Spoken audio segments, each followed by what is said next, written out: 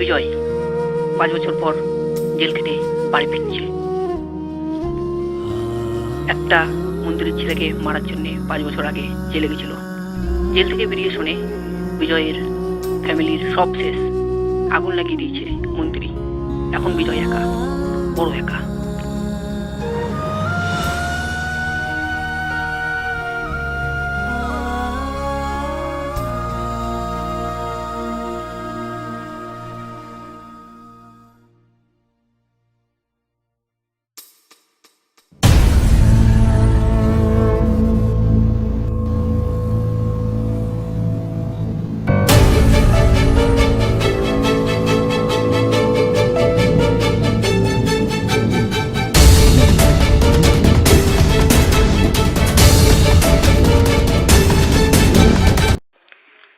রাজ দেখে যতটা ভদ্র ছেলে মনে হচ্ছে, সে কিন্তু অতটা নয়।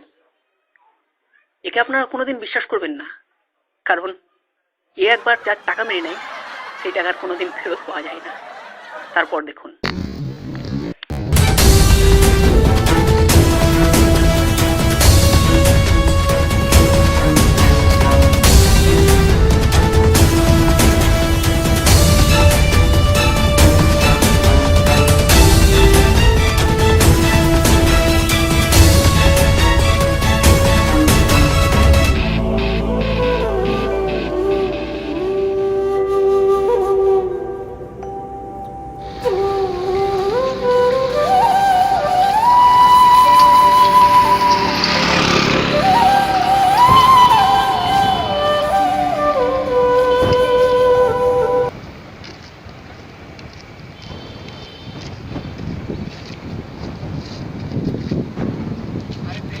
রাজের কি ব্যাপার রে? জানি না। সে এখন কি করছে, কোথায় থাকছে? আরে হ্যাঁ শোন, কি বল। সেই দেখলাম রাজ একটা মেয়ের সাথে সিনেমা হলে দেখে গেল। কি বলছিস? রাজের কপালে আবার এইসব হয় নাকি? তুই ভুল দেখেছিস? আরে না না, রাজি ছিল, আমি স্পষ্ট দেখেছি। তাই? আরে মেয়েটা কে ছিল রে? আরে মেয়েটা গ্রামে নতুন এসে ডাক্তারি পড়তে।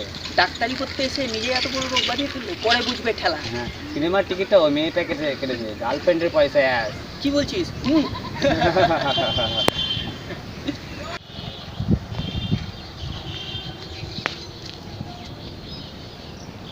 আরে এটা বিজয় না? বসের চামচা, বসের চামচাগিরি ছোটাচ্ছি আজ। এর কাছে বড় হাত মারবো, তাহলে পুরো ক্যারেক্টারে ঢুকে যাবে।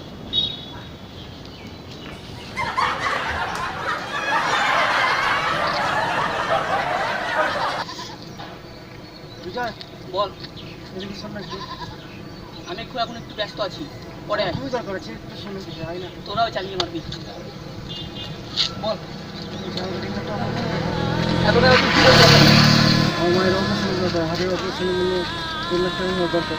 এতগুলো টাকা এখন তো আমার কাছে নেই। দাঁড়া, ভাব দেখছি। ও, আমার বস আমার কাছে কিছু টাকা রাখতে দিয়েছে, ওটা তোকে দিচ্ছি। দাঁড়া, প্রেমকে পাঠাচ্ছি। প্রেম, তুই আমার চাবিটা নিয়ে আমার লকার থেকে ওকে 15,000 টাকা বের করে দে, কারণ আমার তো কোনো মানে যে মায়ের জন্য টাকাই করব, তোর জন্যই দিলাম। দেখ, টাকাটা কিন্তু ফেরত দিস, নাই তো আমার বস আমাকে মেরে ফেলবে। 1 মাসের মধ্যে টাকা ফেরত দিস কিন্তু, ঠিক আছে? আচ্ছা প্রেম, যা ওর সাথে যা, টাকাটা দিয়ে দিস।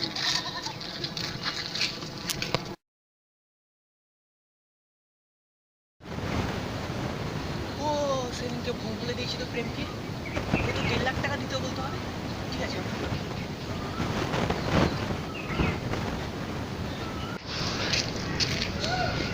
হ্যালো বিজয়, ওকে 1.5 লাখ টাকা দিয়ে দিস রে। ওটা তোকে ভুল করে বলে দিয়েছিলাম 15,000 টাকা, ওটা 1.5 লাখ টাকা হবে। 1.5 লাখ টাকা দিয়ে দিস, ঠিক আছে? 1.5 লাখ টাকা তো তোকে দিয়ে দিচ্ছি টাকাটা। ওকে, আচ্ছা রাখ, আচ্ছা রাখ, ঠিক আছে?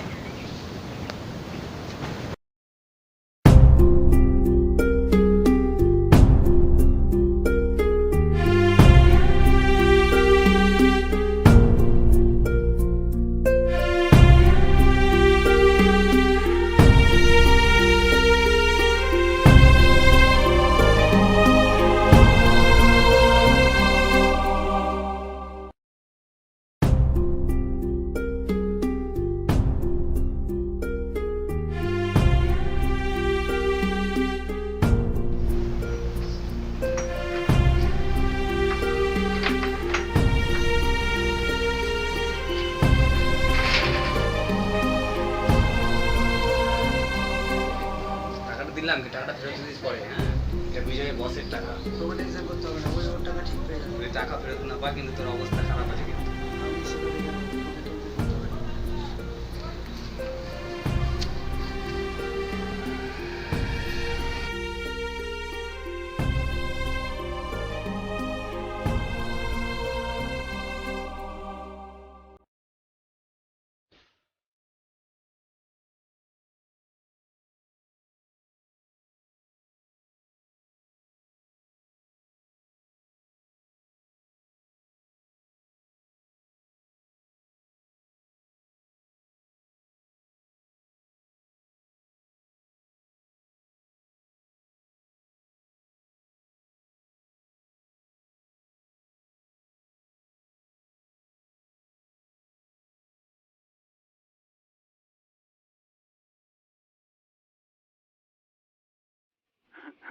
পরের টাকায় মাল খেতে খুবই ভালো লাগে।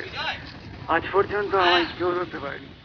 এই যে এখানে রাজ সবাই টাকা মেরে, হ্যাঁ, মদ নিয়ে খুব মস্তি করছে, হ্যাঁ? তাড়াতাড়ি কি শিগগিরই আয়, হ্যাঁ? সবাই আমাদের টাকা মেরে মস্তি করছে, হ্যাঁ?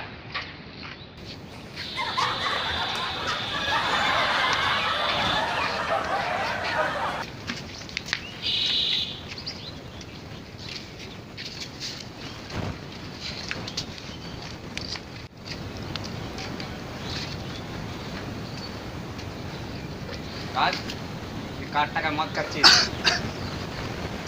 হ্যাঁ, চিনতে পারবি না, টাকা মেরে সবই করেছি, হ্যাঁ?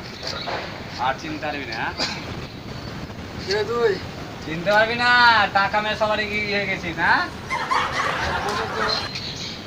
সবার টাকা মেরে মাল খাচ্ছি, আর কেউ কিছু করতে পারবে না। তুই কি করবি? চল হাট। তুই আমাকে মারলি? দাঁড়া, তোর একটা কি করবি একটা তুই? ব্যবস্থা করি, দাঁড়া। কি করবি? দাঁড়া, বিজয়কে বলছি আমি। দাঁড়া, চল হাট। দাঁড়া।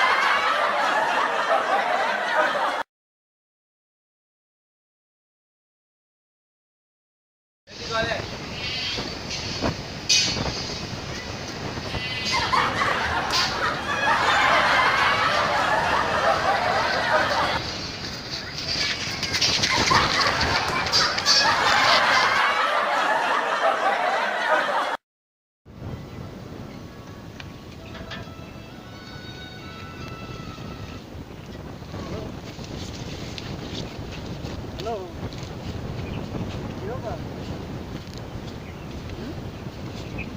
কেমন চলছে কাজ? হ্যাঁ, আমি তো ভালো। তোমার খবর কি? কি বললো? না না, ওই সব কিছু নেই। মানে আমি গিয়েছিলাম কেবলমাত্র ওখানে দাঁড়িয়েছিলাম। আমি তো ওর পাশে দাঁড়িয়েছিলাম, আমি কিছু বলিনি। কে বললো? না না, ওই সব আমার কিছু নেই। শোন, আমি একটা কথা বলি, ওই ছেলে আমাকে এমনভাবে কথাটা বললো যে আমার খুব খারাপ লেগে চলেছিল। না না, এমন কোনো ব্যাপার না। কি আরে না না, ওই সব কিছু হ্যাঁ হ্যাঁ। ও তাই নাকি?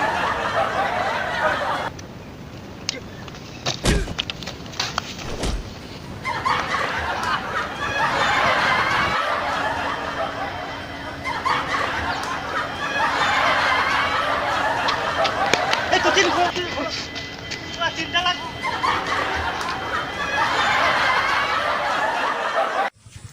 হ্যালো বন্ধুরা, আপনারা এতদূর পর্যন্ত দেখলেন গল্প যে বিজয়ের কাছ থেকে ধাপ্পা দিয়ে টাকা নিয়ে রাজ পালিয়ে বেড়াচ্ছে। তারপরে কি রাজকে ধরতে পারবে বিজয়? তারপর তো আর কি তারপরে একদিন বিজয় তার পিছনে লোক লাগিয়েই দিল। তারপর দেখুন তারপরের গল্প। যখন কারো আশা ও ইচ্ছা ভঙ্গ হয়ে যায় তখন তার হৃদয় ক্রোধে ভরে ওঠে। যে ব্যক্তিকে সে তার নিজের অপরাধী মনে করে তাকে দণ্ড দেওয়ার প্রচেষ্টা করে। কিন্তু আমাদের আশা বা ইচ্ছা ভঙ্গ হওয়া সর্বদাই কি কারো অপরাধে হয়? আমাদের ইচ্ছা অপূর্ণ থাকার তো অনেক কারণ হতে পারে। কিছু ইচ্ছা দৈবের কারণে ভঙ্গ হয়, আর কিছু নিয়তির জন্য। আর কখনো কখনো ইচ্ছার স্বরূপে এমন হয় যে তা কখনো পূর্ণ হতে পারে না। বিনা পরিস্থিতি বিচার করেই কাউকে অপরাধী মেনে নেওয়া ন্যায় নয়, প্রতিশোধ। ন্যায়ের আধার তো দয়া, করুণা, আর প্রতিশোধের আধার ক্রোধ, অহংকার। অর্থাৎ হৃদয়ে করুণা ধারণ না করেই কারোর অপরাধীর বিচার বিবেচনা করা, কাউকে দণ্ড দেওয়াটা আরও বড় অন্যায় নয় কি? স্বয়ং বিচার করা।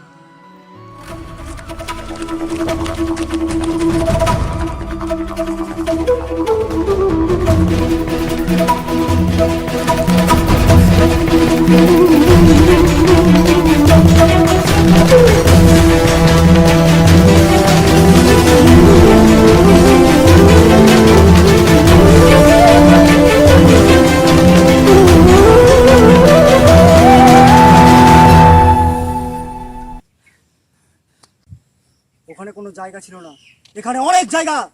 চলাই যা। এই দাঁড়া, গান ছাড়া মারপিট করতে পারি না, বাজা গান।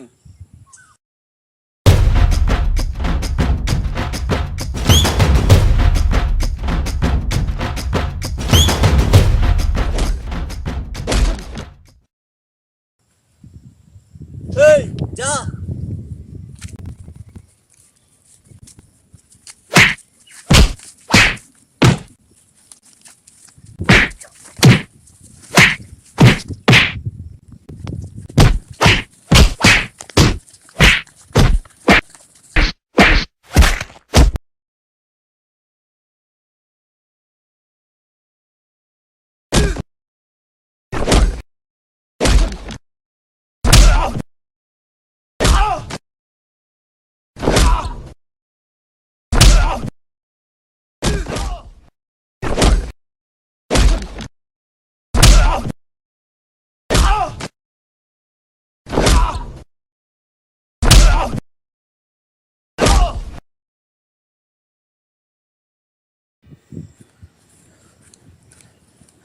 অনেকদিন পর তোর সাথে দেখা হয়েছে আমার।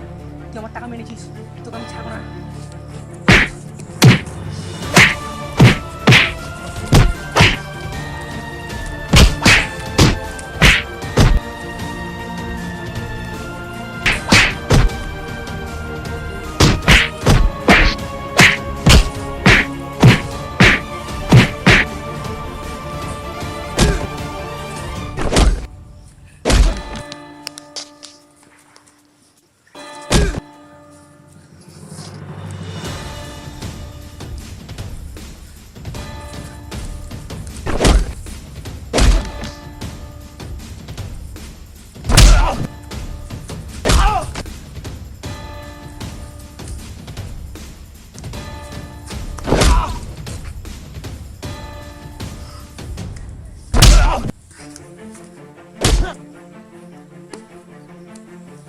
ওঠ, তুই আমার টাকা মেরে খেয়েছিস না?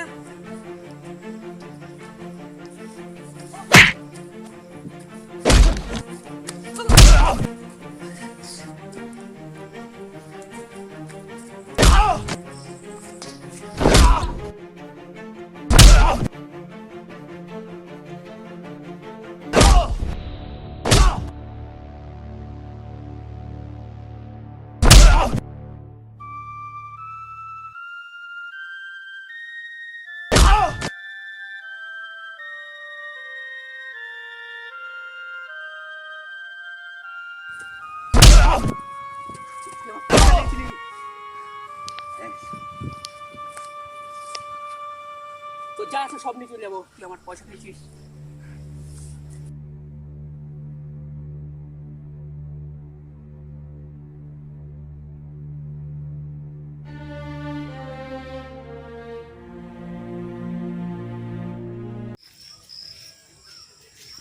হ্যালো,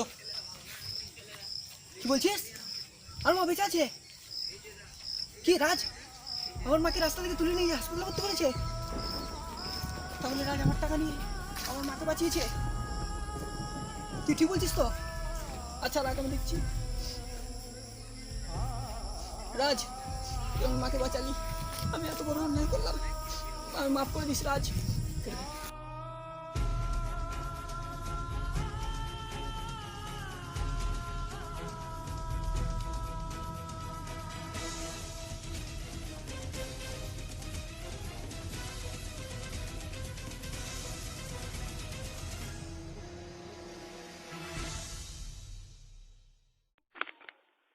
এতদিন পর বিজয় বুঝতে পেরেছিল যে রাজ টাকাগুলো কেন নিয়েছিল।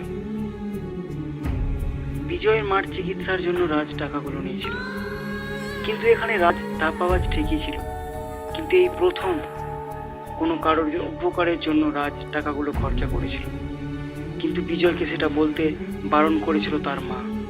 তাকে দিব্যি দিয়েছিল রাজকে যে বিজয়কে রাজ যেন কখনো না বলে কথাটা। কিন্তু শেষ পর্যন্ত রাজ তাকে বলে যে তার মায়ের জন্য এই টাকাগুলো খরচা করেছিল। তাই রাজের কাছে ক্ষমা চেয়ে বিজয় পুনরায় আবার বন্ধুত্ব করলো, তাকে শুধরোবার আর একটা সুযোগ দিল। এখানেই আমাদের মূল গল্প শেষ হলো।